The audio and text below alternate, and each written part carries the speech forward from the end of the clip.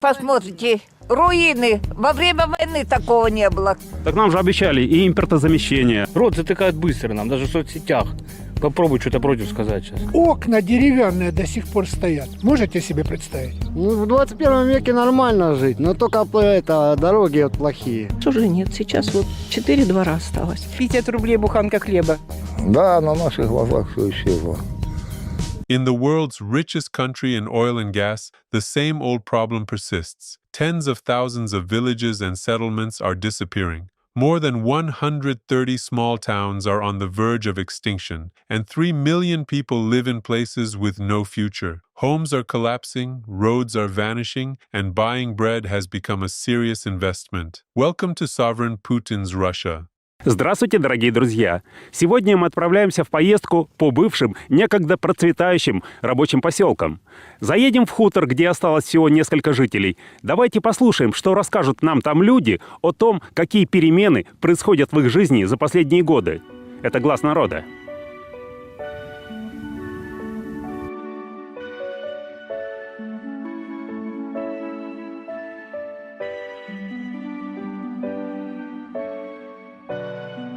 Когда приехала сюда мне здесь больше нравилось. А вы когда приехали?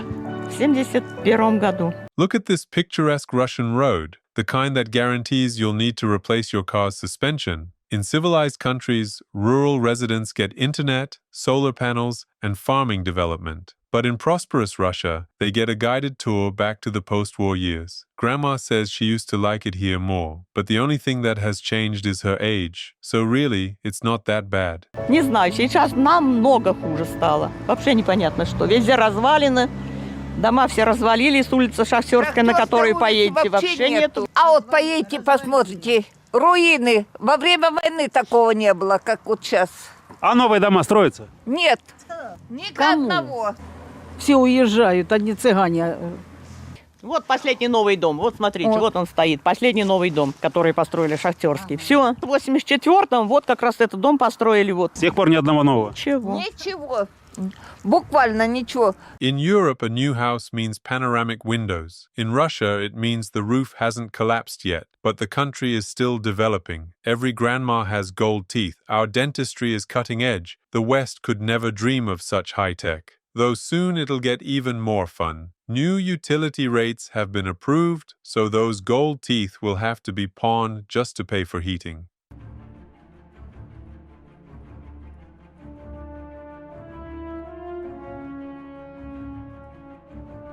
Вот соседка была, бросила, уехала в Москву с сыновьями. Ну, детей надо ж учить надо. А тут... Так в Москве же и где-то жить надо. А я знаю, ну, это нашла, может, родственников живет, может, приняли, может, снимает. Ну, снимает, платить там тоже ого надо. А так, ну, кто сюда поедет, что тут ловить надо? Так нам же обещали и импортозамещение, и торы здесь какие-то объявляли, территория опережающего развития. Что-то вы увидели? Ничего я не видел. Ничего не видел. They promised a territory of advanced development, but what we got is a broken street where the last houses collapse in advanced mode. Moscow, of course, is beautiful. Even Tucker Carlson is impressed. But here he would understand that the Russian soul means the roof leaks, yet you're still proud of the greatness of Russia, and it's already clear what the neighbors' kids will be taught. Putin has decided they should learn to throw grenades and carry rifles right from school. Ну, у нас же есть там у кого спрашивать. Только что-то толку от этого, что мы спросим. Рот затыкают быстро нам, даже в соцсетях. Попробуй что-то против сказать сейчас. Для кого школу вот это построили, клуб? Ну, для детей же. А сколько там классов у детей, если здесь 2000 людей в поселке живут? И то, я не знаю, допустим. После учебы они сразу после 9-го все уезжают, не хотят здесь жить. Young people don't want to live in the village not because of poverty and decay, but simply because they don't appreciate fresh air and the entertainment of counting potholes on the road. They demand internet and technology. Meanwhile, Putin works so hard to bring back the romance. Nettle soup, birch bark shoes, and wood-fired heating. Я вообще отсюда родом. Некоторое время я уезжал в Волгодонск строить атомаш, потом в Испании работал почти 10 лет, и в 2011 году, по семейным обстоятельствам, я вернулся в свой родной поселок. Контраст какой-то заметили? Это не объяснить, не найти таких слов, чтобы объяснить этот контраст. How can you say there are no words? What about blessed, delightful, a paradise on earth? And what a hero he is, not succumbing to the corrupting influence of the West with its pathetic 2,000 to 3,000 euros a month, but choosing the motherland with 5,000 to 6,000 rubles a week. Ничего нету, больницы нету, магазины, ну так, магазины, ладно, там дорог нету, работы как таковой толком уже тоже все это закрывает, ну, поселок гибнет. А это что за здание у вас? Это у нас здание бывшего хосписа. Работали врачи здесь были, персонал обслуживали. Все закрыли, 5 лет стоит. И рядом же подсобное помещение, кухня, все закрыто, все стоит, рушится. За нашей спиной это местная амбулатория. Единственное медицинское учреждение в нашем поселке. Всех врачей посокращали, все посокращали, весь персонал. Скорой помощи нет, теперь сестринского поста нет. Это здание, оно послевоенной постройки. Окна деревянные до сих пор стоят. Можете себе представить? There are 3 things you can watch forever: fire burning, water flowing, and the unstoppable prosperity of Russian villages. Nearly 130 small towns are on the verge of extinction. But the Western method of stimulating growth in remote areas, that's not our way. The more people in villages, the more they might want rights and freedoms. Maybe there's no hospital, but at least it's free. In the US, you'd have to pay a fortune for healthcare. And our main medicine is vodka, which hardly goes up in price. Thank you, Putin. А много предприятий было здесь когда-то? Много было. Уголь продавали с нашей шахты за золото. Добыча угля была хорошая, антрацит. Ну, значит, могли мы? Могли, конечно. А что сейчас с нами случилось? Ну, все, разруха. Больше ничего. А сейчас пусто. Шахту залили водой, все. Это бывшее здание шахты управления нашей шахты, когда она работала еще.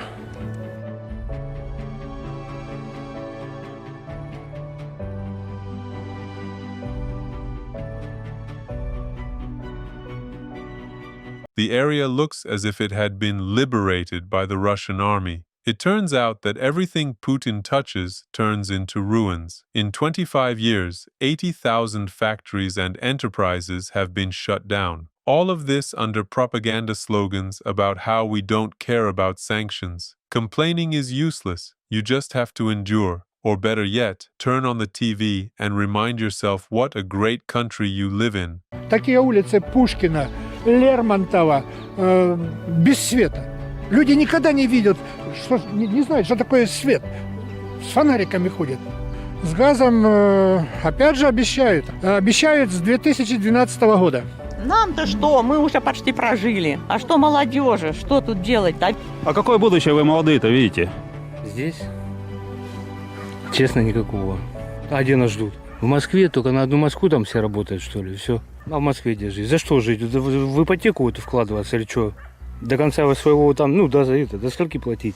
Life without electricity, without gas, without accessible healthcare, this isn't absurd, it's Russian-style comfort. Where else in 2025 do people heat a stove in the evening instead of watching Netflix? And the youth will have plenty to do. Starting next year, schools are cutting hours of foreign language study and allocating massive funds to military propaganda for children. Does anyone still believe Putin wants to stop the war? Вы в Испании жили, а вот их опыт как-то можно было перенять на нашу страну? Сложно сказать. У нас в поселке, по скромным подсчетам, 50 улиц. И вот так в таком состоянии все улицы. Ну вот каменные карьеры, добывают камень, все бугры, камень высокого качества. Деньги колоссальные зарабатываются. Щебень делают на всю Россию. Большие грузы возят. Мы ничего не имеем. Разбитые дороги, ни копья поселок не имеет. The profits go exactly where they should to make sure Putin and his friends never have problems with broken roads. For ordinary people, only potholes and dust remain. In Europe, gravel is used to build highways. In Russia, the same gravel is used to fill holes in the budget, and there's no need to adopt European experience. We've already adopted the experience of the Stone Age. In the end, we're proud to supply the whole world, while sitting here hungry ourselves. Так я не понял, это действующая у вас котельня? Совершенно верно, это действующее. Один котел там работает и все. Да, это центральное отопление у нас. от этой единственной котельной. А трубы тогда в каком состоянии? О, с трубами я вам покажу еще. Ой, прям так хорошо, горяченько. Вот это прямая, вот это обратная. Вот это и лучше. Прям на улице тепло, хорошо. Прям легче. Можно без курток ходить. То есть улица отапливается? Да, улица отапливается, да. Потому что трубы уже второй год оголенные. Вот мы сами заматываем, там, видите, чуть дальше. Ну, вот такие дела у нас.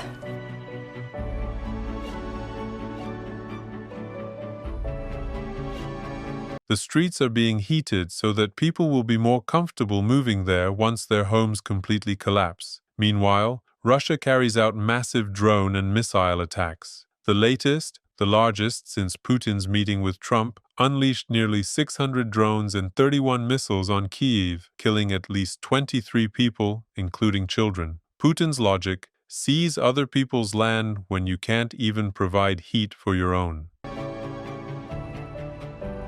Дождя не было, смотрю, а вода течет. Да, она круглосуточно течет в течение, уже год течет. Год непрерывным потоком. Вода дорогая? Очень дорогая. 89 рублей 66 копеек. Почти 100 рублей за куб. Ну а как жить так вот, не видя будущего, ни на что не надеясь? Не, ну как, надежда-то есть, может, какая-то, что когда-то что-то изменится. Ну, когда что изменится? Нас поливают обещаниями. Обещаниями. Мы сыты обещаниями, дальше некуда.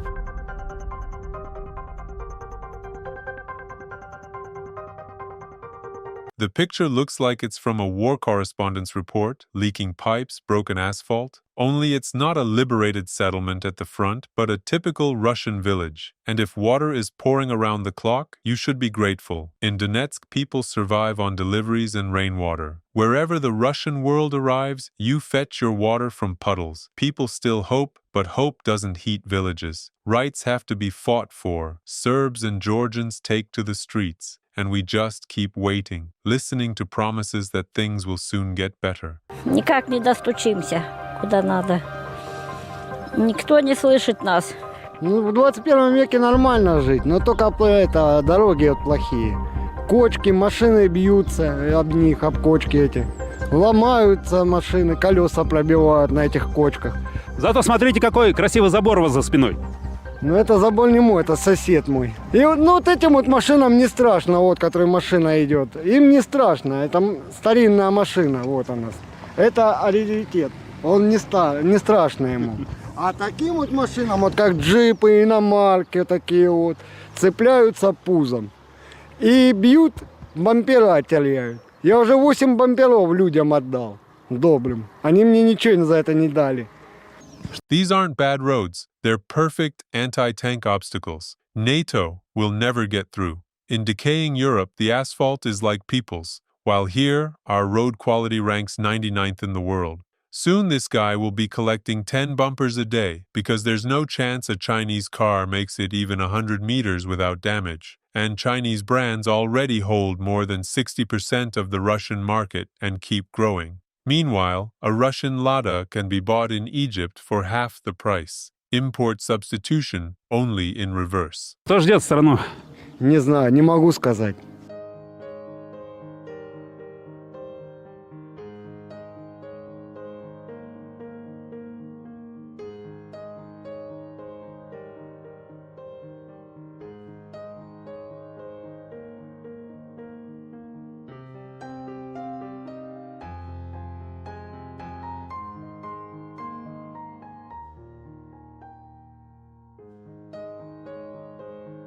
Just look at the view. Old fences, crooked houses. North Koreans would look at this and shed a tear. Life is hard for their brothers in misfortune. And the grandma by the fence looks like a guardian of the national treasure, junk and despair. In Europe, there are narrow streets and people on bicycles. Here, you can hitch up a cart or roll in on a tank. That's our future. Less asphalt, more patriotism.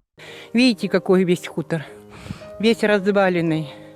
Как называется хутор? А хутор у нас поселок Малый. Поселок Малый Красносулинского района. А когда мы в 92 году купили дом, еще клуб работал здесь у нас в поселке Бобров. Вот, магазинчик был. Сколько дворов-то жилых осталось? 4. Ну, мы сюда приехали 8 лет назад.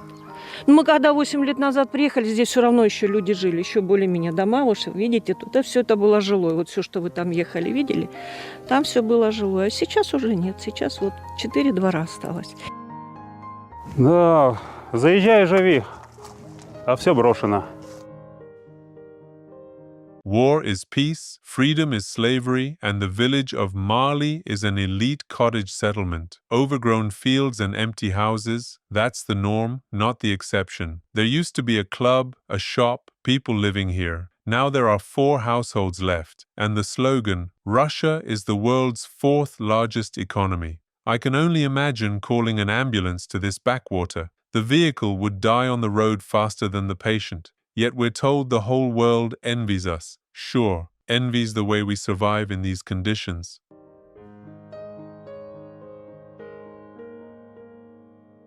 Почему вот поселок Малый назвали? Шахта 36-я работала.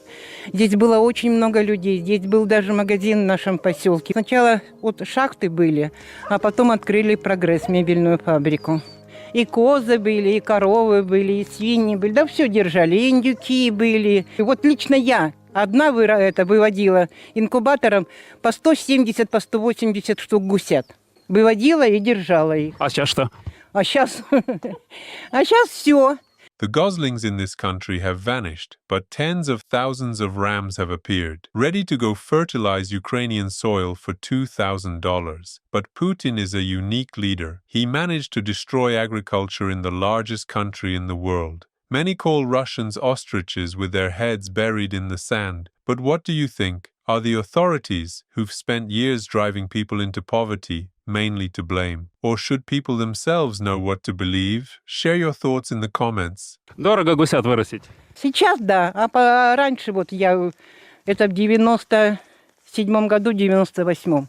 У меня сын учился в университете, и я выводила цыплят, гусят. Не. Так лихие ж 90-е были. Зерно было дешевое, хлеб был не такой дорогой. Сейчас 50 рублей буханка хлеба.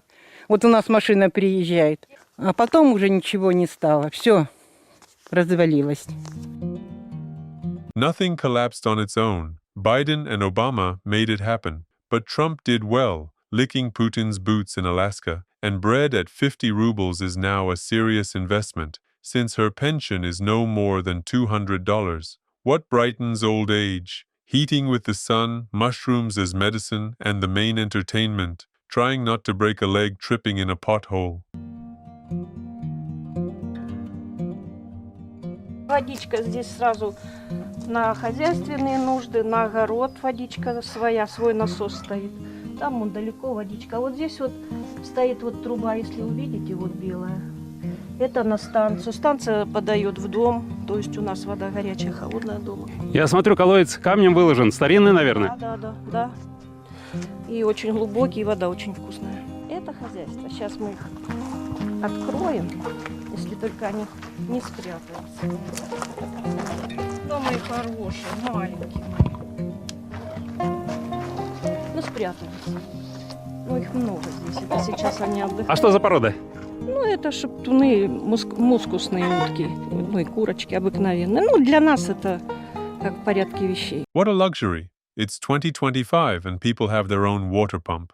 What's there to complain about? Putin personally installed this well about 80 years ago, back under Stalin. In the decaying West, farmers have drones, smart greenhouses, and subsidies. In prosperous Russia, a farmer is proud that he has both cold and hot water. Progress here means the bucket isn't rusty. Grandma just needs to start breeding donkeys so they can be useful at the front. A chicken can't carry enough shells.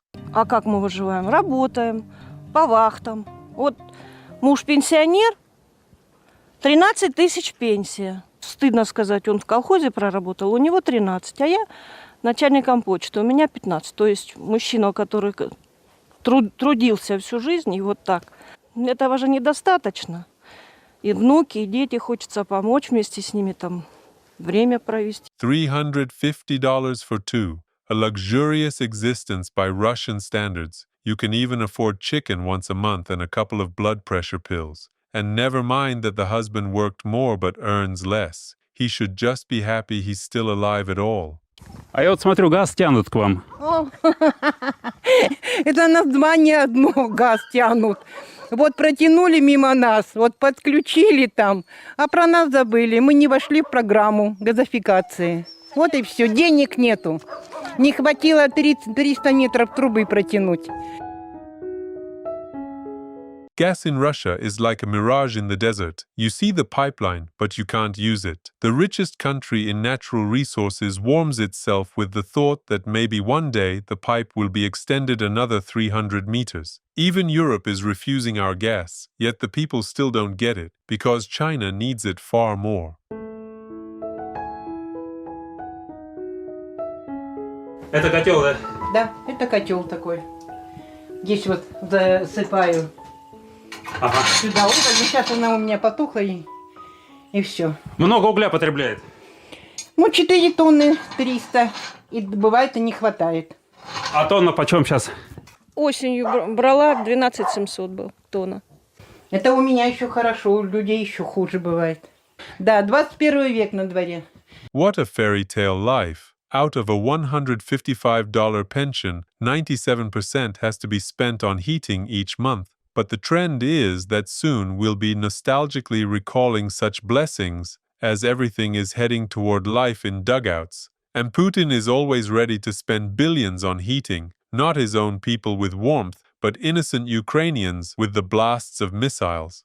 Так вы знаете, благодаря еще Щербакову, что нам сейчас дороги чистят зимой, а то у нас здесь вот умер один, и мы на санках везли до асфальта. Дорогу нам не чистили. А когда у Щербаков пришел, коммунист, да, Геннадий Венедиктович, и он начал чистить нам дорогу, мы тогда узнали, что деньги выделяются, оказывается, чтобы дорогу чистили.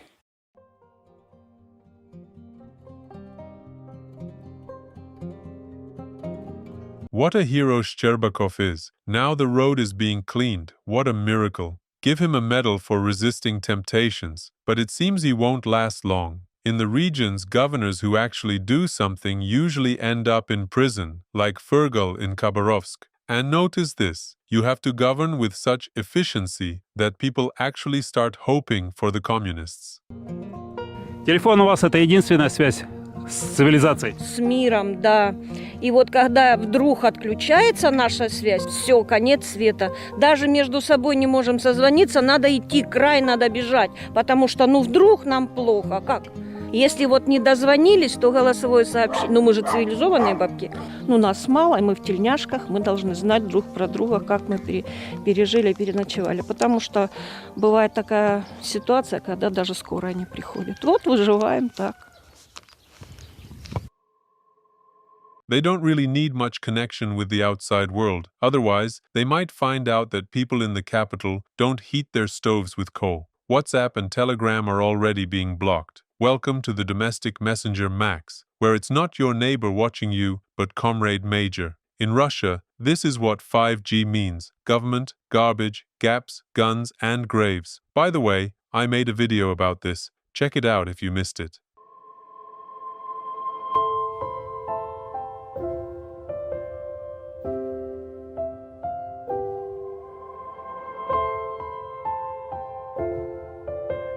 Сейчас мы находимся в хуторе с красивым названием «Розы Люксембург». На начало 2025 года здесь остался только один жилой дом. Такое красивое название вашего хутора – «Розы Люксембург». Была немецкая колония. Раньше еще этот хутор называли Розовка, потом Роза Люксембург. Со старожилов нету, никого не осталось, я одна осталась. Ironically, Rosa Luxemburg fought for women's liberation, and now in this village the population is 100% female. How it turned out this way we'll never know, since Rosstat has classified demographic data, otherwise Putin's imperial ambitions might be questioned. It used to be a German colony, soon it will be a Chinese one. Or rather, China will squeeze out all the resources and move on, while grandma will be left to starve. Помню, много было, и школьников много было, ферма была, работали на ферме, молодняк стоял, и дойное стадо было. Мужики ходили, и на шахте работали, на Одесской, на Молдавской в эту сторону. Кто в колхозе работал. Какие у вас самые такие яркие воспоминания о вашем хуторе? Да какие, да. Рождались все здесь. И друзья, и подруги. Поразъезжались. Жаль. Обидно, конечно. Yes, everyone left to go around telling how beautiful Russia is, and of course they'll come back. You just have to wait a little. But the war has been going on for 4 years already, so it won't just be the locals returning, but also the military heroes with PTSD, and that's when the real fun begins. So don't be sad too soon. Better silence than the screams of a drunken killer chasing you with an axe. Я смотрю, дома свежие. Дачники. Это дачники здесь жили. И дачники вот с 14-го года все поразъезжались. Да, что говорить, если все рушится, никому ничего не надо. Ну да, в 95-м году дачу купили, а на пенсию пошел я в 96-м, в 97-м уже тут был. А много народа здесь в 97-м жило? Да, много. Тут, через 2 двора люди жили.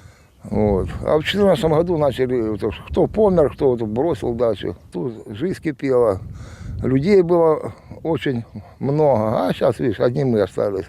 I wonder, what exactly happened in 2014? Did everyone suddenly decide to abandon their gardens? Or did someone in the Kremlin start redrawing borders and scaring the whole world? Since then, lonely houses have stood as monuments to Putin's progress. History teaches us one thing: every dictator ends the same way, with ruins and emptiness. And the greatest pity is for those very workers whom Putin has condemned to live out their pensions in degrading conditions.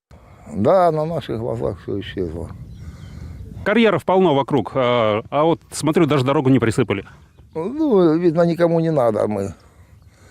А что тут рядом карьер взяли, подсыпали. Все равно, что это мусор тут вывозят куда-то. И нам бы сделали дорогу, мы не против. You might not mind, but the authorities don't want to spend money on you. Otherwise, there won't be enough left for a golden toilet brush in Putin's palace. After all, there hasn't been a war here for 80 years. No one ever liberated this land, so you're not entitled to any roads. А верите, что когда-нибудь село наше заживет? Нет, не верю. Почему? Почему? Потому что ничего не делается. Куда только не обращаемся, куда не пишем. Работы нет. Если нет дороги, сюда никто не приедет. К Путину обращалась 6 раз. Приехали, наобещали, и дорогу вам мы сделаем, в 22-м начнем, в 23-м закончим, и автобусы будут сюда ходить, и поселок будет возрождаться. Пообещают, но ничего не делают. And what would you do in this grandma's place? Seriously, for years Putin has been tightening the screws while posing as a civilized politician. And the KGB, it's all about manipulation and pressure until the victim realizes they're already in a cage. Out of this grows a system where you can write to Putin 6 times with 0 result. Putin's Russia is like a broken elevator. You press the buttons, you curse, but it only goes down. Мы, жители поселка Углерод, за 13 лет нашей борьбы, так сказать, с бюрократами, обращались в различные инстанции, более 50 инстанций. К президенту Российской Федерации, к генеральному прокурору Российской Федерации, к правительству, к Голубю, к кому только не обращались. Мы сыты, посыпают нас только обещаниями. И по сей день. Нам как бы показывают, что нам все выделяется, с коррупцией борется, только в каком месте, где это что делается. Так по телевизору все так красиво говорят. Ну, по телевизору все красиво, у них всегда все красиво. For decades, people were taught to believe that complaining is dangerous. Better not to move, or you'll only make things worse. Propaganda, poverty, and corruption turn citizens into bystanders. But the price of freedom is always risk. You may lose everything, but if you don't fight, you lose your human dignity. Putin's system works like a casino. Every time they promise the jackpot is just about to hit. But in the end, it only shakes the last coins out of your pocket. Вы много лет прожили в Испании. А не жалеете, что вернулись? Нет, здесь моя родина.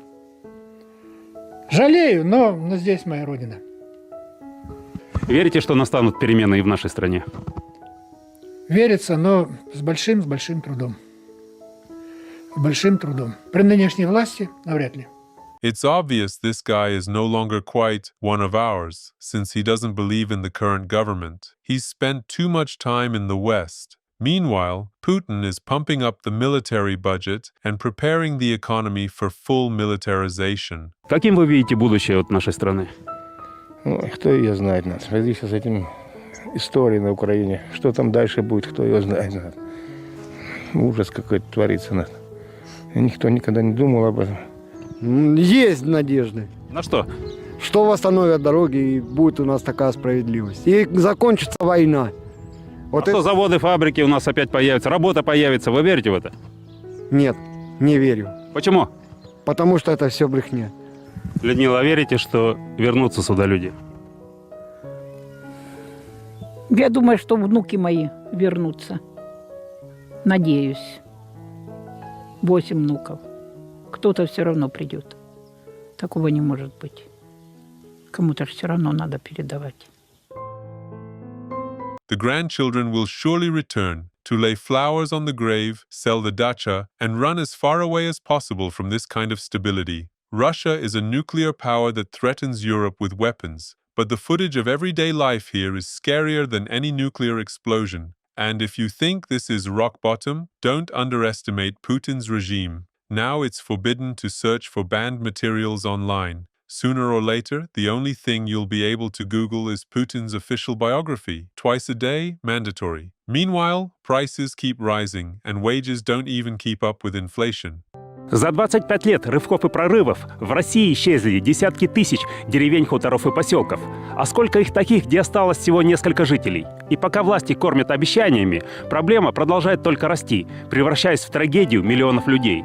Дорогие друзья, обязательно напишите в комментариях, что вы думаете по этому поводу. 25 years of leaps and breakthroughs sounds ironic. Probably invented in the same office where war is called liberation and the killing of innocents is called protection. But every dictatorship eventually collapses. The only question is who will live to see the end and at what cost. Friends, making content on YouTube is getting harder every day because of blocks and restrictions. But thanks to your support, this channel keeps going. I also want to say a huge thank you to everyone who keeps supporting the channel with one-time donations in the YouTube comments. You're the best. But if you can, please consider doing it through Patreon or buy me a coffee instead. That way, your support reaches me much more directly. YouTube takes a 30% cut, while those platforms only take around 10%. Plus, you get extra perks. For example, with a Patreon subscription starting at just $3 per month, you get early access to new videos and exclusive content not available anywhere else, like the raw, unfiltered testimony of a Russian paratrooper dragged into the invasion of Ukraine without warning or choice. He exposes the chaos, corruption, and cruelty inside the army and how telling the truth made him a target of the FSB.